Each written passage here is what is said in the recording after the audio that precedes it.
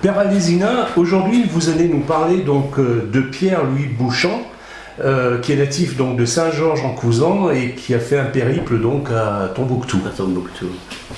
Je propose de vous faire connaître son parcours, qui est un petit peu inattendu. Il était donc natif de Saint-Georges-en-Couzan. Saint-Georges-en-Couzan, c'est un village des montagnes du Forêt, un village qui est traversé par la rivière du Lignon. Le Lignon, c'est donc un fleuve d'abord sauvage dans la montagne, et puis plus tard dans la plaine du Forêt, il est calme, il est tranquille. C'est le fleuve, la rivière de l'Astrée. Les personnages de l'Astrée se promenaient, se prélassaient au bord du Lignon. Lui, Pierre-Louis Bouchant, c'est plutôt un homme de la montagne, une famille nombreuse. Ils étaient 15 enfants. La plupart sont restés dans le pays, d'autres se sont partis. C'était une famille croyante parce que Saint-Georges-en-Couzan, c'est un pays qui est partagé entre la statue de Saint-Martin sur la montagne, sur la colline, et puis le pont du Diable qui traverse justement le Lignon. Alors, les gens de Saint-Georges, et en particulier la famille Bouchant, c'est une famille qui était sensible à la foi chrétienne et qui était entretenue dans cette foi et qui en vivait. Pierre-Louis était donc le 13e enfant de cette grande famille de 15 garçons et filles. C'est un garçon, Jean-Marie, qui sera l'héritier de la famille, et après il y aura des religieuses, il y aura un boulanger qui habitera à Montbrison, ici sur la place Saint-Pierre, une fille, l'aînée, elle se mariera avec monsieur Goutte, qui ira vivre à Saint-Étienne et qui sera passementier. Revenons donc à Pierre-Louis. Il fait ses études au petit séminaire de Verrières. C'est là donc il reçoit la visite, il y a des temps de prière, il reçoit des visites des conférenciers, et puis certainement qu'un jour quelqu'un lui a parlé d'être missionnaire, et ça l'a touché. Finalement, après, il continue ses études.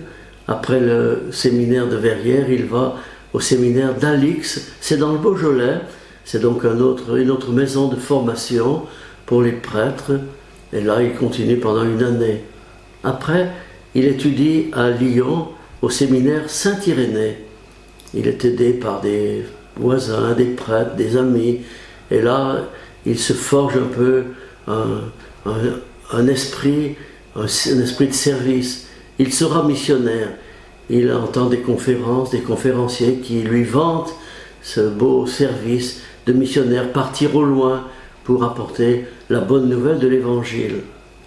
Là-dessus, à Alger, il y avait une nouvelle congrégation qui se formait, c'était les Pères Blancs, et le fondateur c'était le Monseigneur Charles de la Vigerie.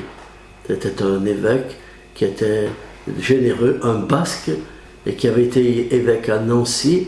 Et puis un jour il passait à Tours, à la ville de Tours, la ville de Saint-Martin, et là dans la nuit il a eu comme un rêve, il a vu comme un étranger, quelqu'un d'un peu bizarre, qui lui disait « Viens chez nous, viens, apporte-nous la bonne nouvelle ». Si bien qu'il a pris la décision de faire une congrégation. Et il a reçu la proposition d'être évêque à Alger.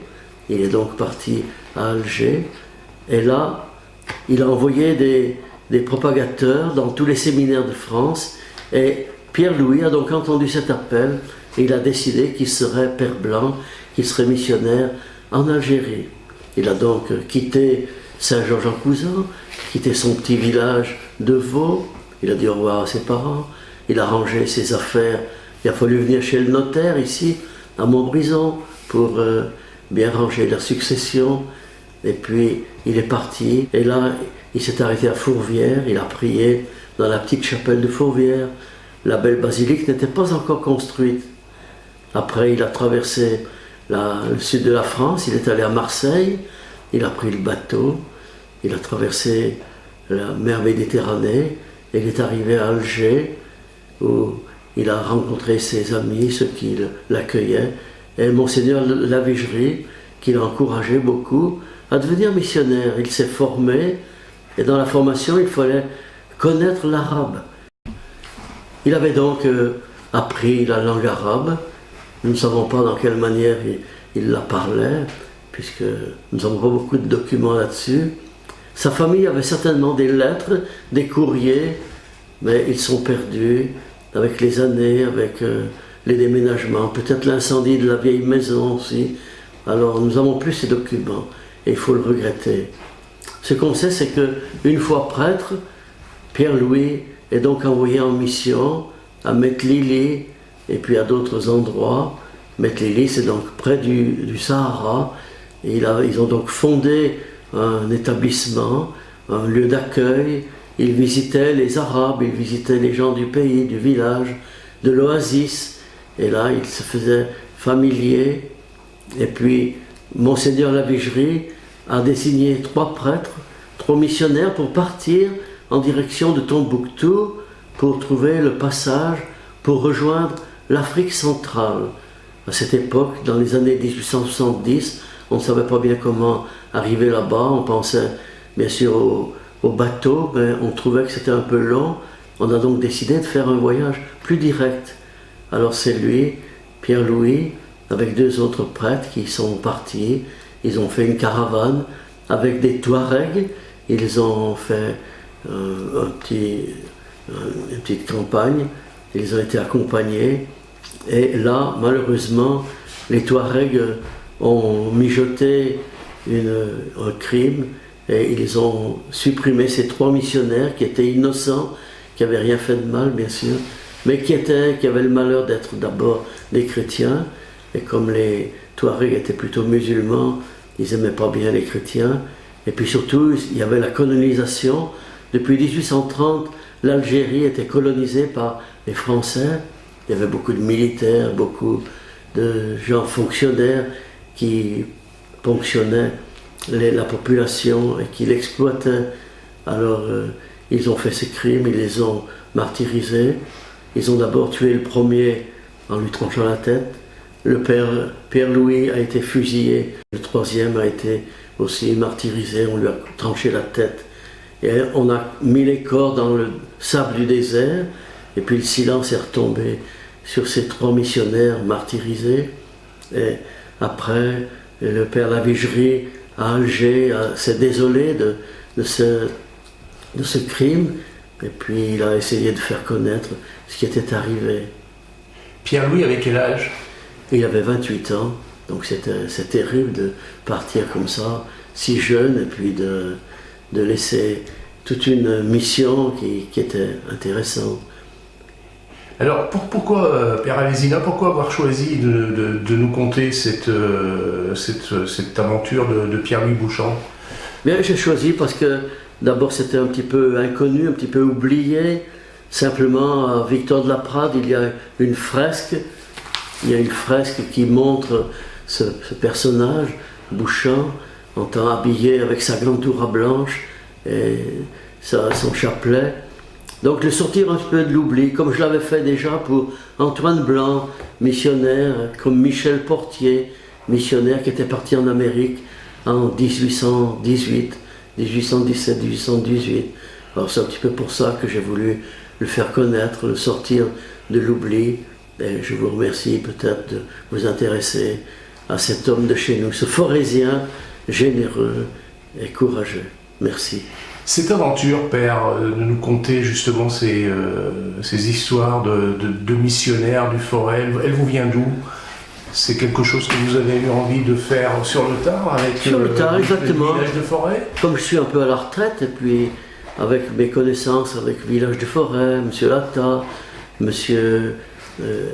Jo Barou, tout ça, ils m'ont incité, ils m'ont dit, mais tu pourrais peut-être chercher pour telle ou telle histoire, tel ou tel récit, parce qu'il faut trouver des sources, il faut trouver des renseignements. Je suis allé à Rome pour ça, pour trouver quelques renseignements. J'aurais aimé aller en Algérie, mais c'était plus difficile pour moi. Mais je pense que c'est un homme qui est valeureux, qui nous dit aussi la beauté de ces paysans, des montagnes qui avaient du tempérament, du caractère, et puis qui ne craignaient pas de partir comme ça à l'aventure. Je vous souhaite aussi de connaître cet esprit d'aventure. Est-ce que son corps a été rapatrié? Bien non, d'abord, merci de la question. Ils ont été brûlés sur place. Les Touaregs ont fait brûler ses corps, ont brûlé les provisions qu'ils avaient, ils ont brûlé les Bibles qu'ils avaient. Et on a retrouvé simplement quelques habits. Et la famille a reçu en souvenir une portion de tissu de sa gandoura. Et ils l'ont partagé entre eux en souvenir. Odile, qui habite à Châtelneuf, ainsi a gardé un petit morceau de gandoura et j'ai pu le photographier. Si vous lisez la revue Village de Forêt, l'histoire de Pierre-Louis Bouchant, vous trouverez un petit peu tous ces renseignements. Merci. Vous comptez combien de missionnaires sur le Forêt qui... Ils sont très nombreux. C'est difficile de les comptabiliser, mais du temps de ceux qui sont partis en Amérique du Nord, ils étaient très nombreux, ils étaient peut-être 40, 50, enfin, qui sont partis, appelés par Antoine Blanc, par Michel Portier. Ils sont allés en Louisiane, ils sont allés en Alabama, ils ont rempli des missions, des services, quoi. Le Forêt était une terre propice à... Une terre propice, puisqu'il y avait des maisons de formation à Verrières, à Saint-Jodard, à Sainte-Foy-l'Argentière, et puis à Alix, comme je vous ai dit tout à l'heure. Alors, nous nous réjouissons. Alors cet ouvrage sur Pierre-Louis Bouchant, donc il est disponible, il a été édité par les Cahiers du Village du Forêt, donc on peut se le procurer au centre facilement. social, on se trouve facilement au centre social. Et est-ce que vous avez donc d'autres projets en cours? Pour le moment, j'en ai pas d'autres parce que j'ai d'autres choses à faire pour un autre service. J'attends, ça va venir peut-être. Merci de me rappeler ce service. Eh bien écoutez, merci beaucoup Père, et puis bonne continuation. Voilà, je vous en prie.